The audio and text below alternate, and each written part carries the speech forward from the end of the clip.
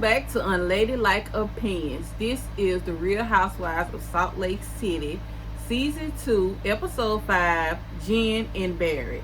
Sorry about my hair. I've been having a bad hair day for like a week now. I get it together Friday. But anywho, the episode starts off with Sharif working like a Hebrew slave, shoveling the driveway, shoveling the snow out the driveway. And Jen talked about, babe, let the shovelers do that. And he was like, ain't nobody got no shovelers. And she gonna tell him you need to wear a coat. And he said, I've been out here 6 hours and ain't nobody brought me a coat. So Lisa is telling her husband how exhausted she is from last night. And he said he doesn't fully understand what happened. So she talking about she was blindsided. He said you were ambushed. And Lisa gonna say, what a waste of a Gucci outfit. They love calling the neighbors and the labels and brands or whatever. Why you couldn't just say what a waste of an outfit? So tacky.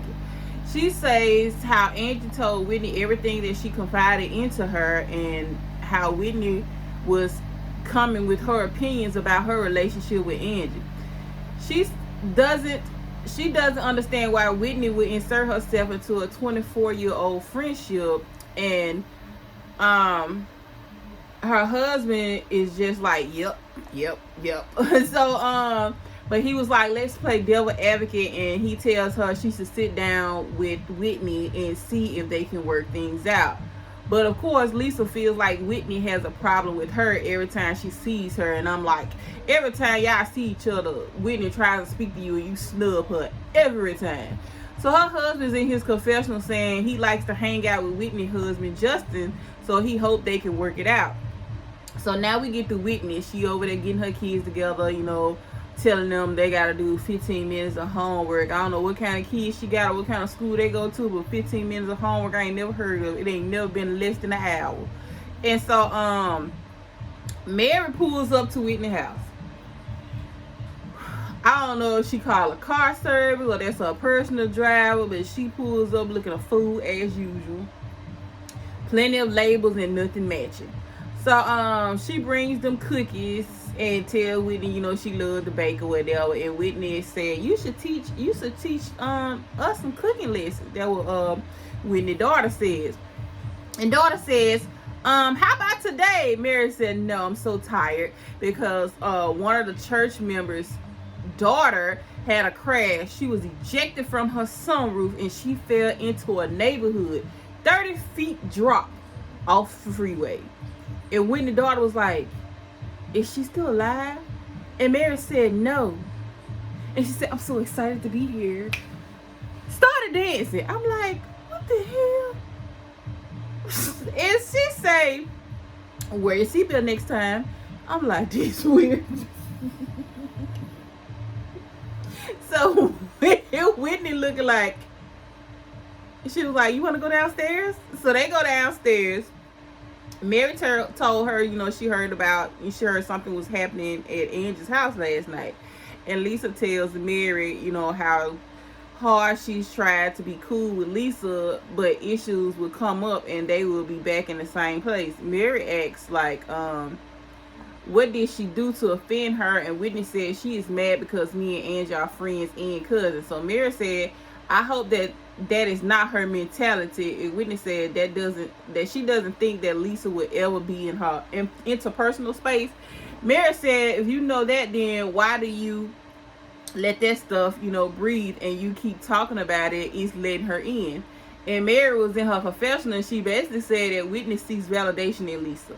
And Whitney's youth and insecurities keeps her from being on a friendship side. And all she has to do is just shut up. So Whitney says she doesn't like Lisa, but she always wants acceptance or respect from Lisa. And Mary said, and that tells me that you want to be friends with her, And so you got Heather, and she's waiting to see if her daughter has been got her acceptance to UCSB college somewhere in Santa Monica, I believe, Santa Barbara, somewhere. And of course she got in and they're happy, and Heather is so proud of her. Heather says her daughter has never left the state of Salt Lake City, and she wants her to see how she navigates through all this. So then you see Brooks and Jen finally sit down. And Jen has her assistant holding the umbrella over her when she get out the car and walking her inside and I'm like, Jen is just too extra for me. So Jen says this is the day she has been waiting for. Brooks has finally fit her into his schedule. Shade.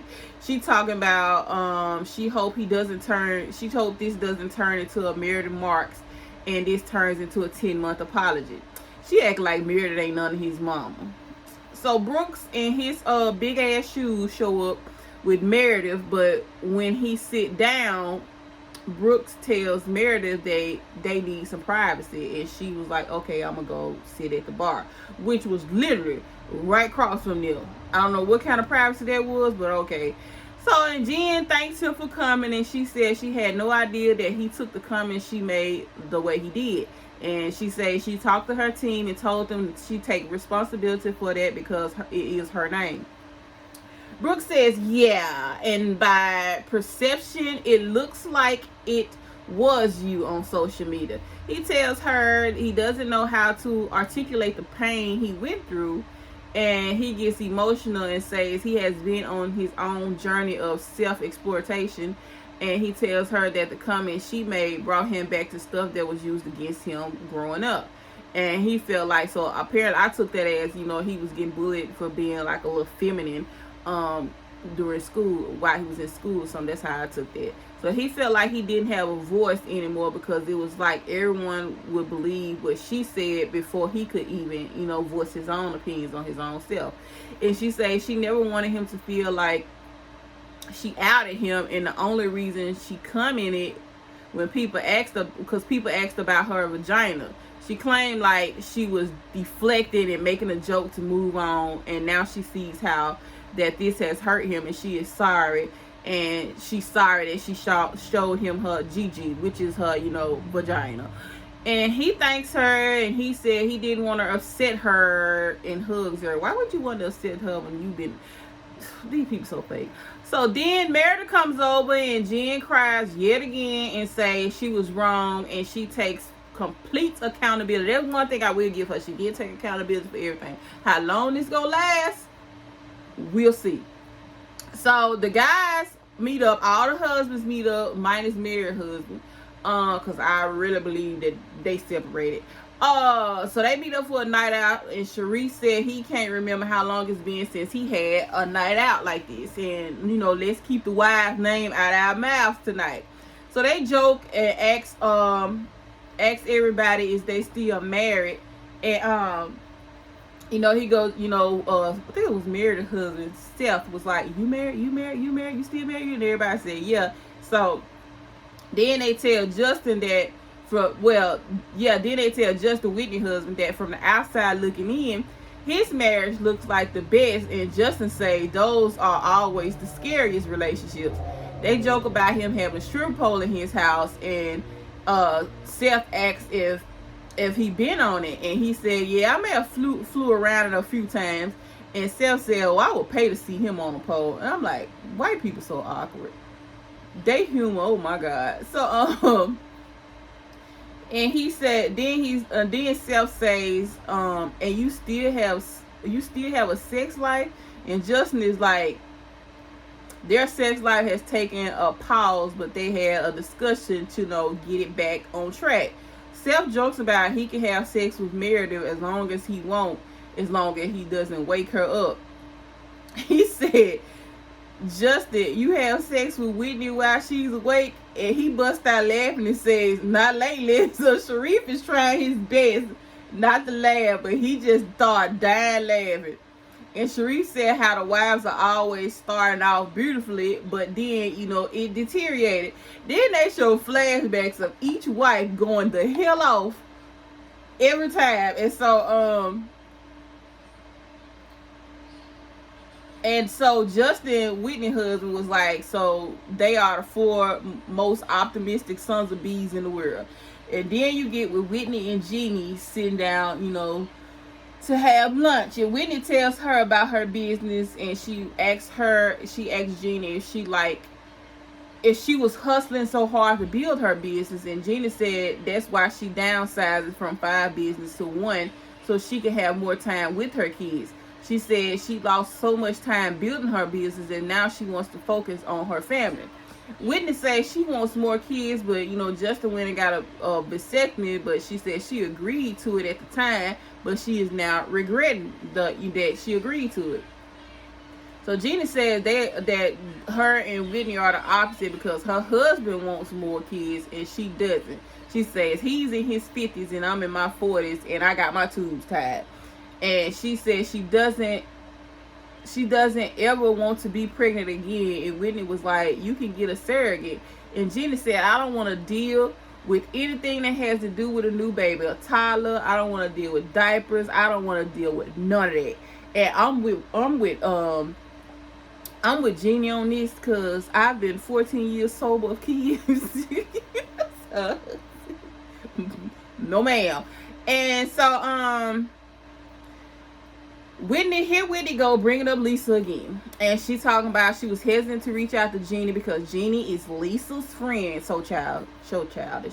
And Jeannie tells her about all the good qualities that Lisa has, and Whitney is like, she keeps hearing about all these good qualities of Lisa, but she has yet to see them. And Lisa said that they need communication and more listening. Well, I think that was Jeannie told her. And she says the husbands, get along good and they want them to work it out so they can hang out. So then you get Heather and Meredith meet up to go skiing, and they are both, actually really good at skiing or whatever, better than me. So then they sit down and have drinks, and Heather says that this is a great place to meet men. And I'm like, girl, Heather is hot and bothered. So they sitting out in the cold, drinking and eating, and it couldn't be me because ain't no way I'm be sitting in, I don't even like the country life. And you talking about being in ice cold, sitting out and eating, man, please. So Meredith asks Heather how is Ashley's college search going, and she tells her, she got accepted to Santa Barbara College, so they are going to do a tour of the campus. So Heather says she is worried about having a conversation with her before she sends her off.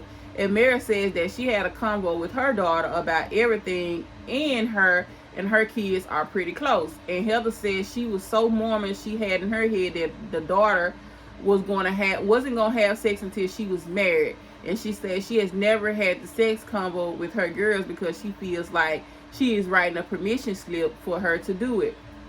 She says her parents never had a sex talk with her, and I'm like, neither did mine. But I was smart, and from the girls I went to school with, I learned what not to do.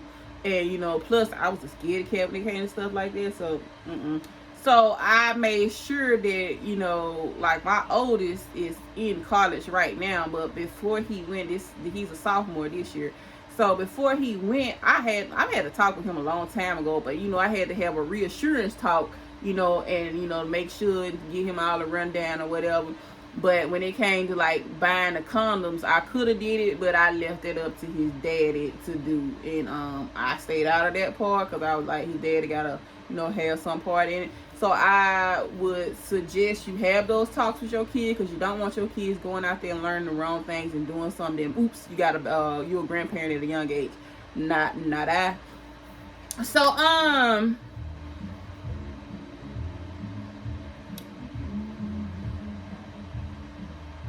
she said a year ago she was horrified at the thought of Ashley having sex before marriage, and now she is horrified at the thought of her not having sex before marriage. She would be afraid her daughter may feel like doing it the Mormon way. So Meredith gives her advice and tells her, get them to talk to you before the last thing you want is them being afraid to talk to you. And that was a very good advice, because I agree with that. Because I say the same thing. Like, it's awkward conversations, but you have to talk to your kids. You can't just think that they know it. No, you have to talk to your children. And you see, Lisa is finally meeting up with Whitney, and Lisa asks if she likes Jen, and when she think of Jen, she thinks of new beginnings, and it should jumpstart them into the right direction. She says that the boys had so much fun together, and John came home and said, you and Whitney could be friends. And Lisa said, I didn't think we weren't friends. And I'm like, Lisa, why you lying? So then Whitney was like, from my perspective, we are not friends, and she think that Lisa just tolerates her, or they just tolerate each other. And Lisa says she thinks she should get a place where they should get in a place where they can understand each other. Whitney asks her flat out, does she have a problem with her? And Lisa says no.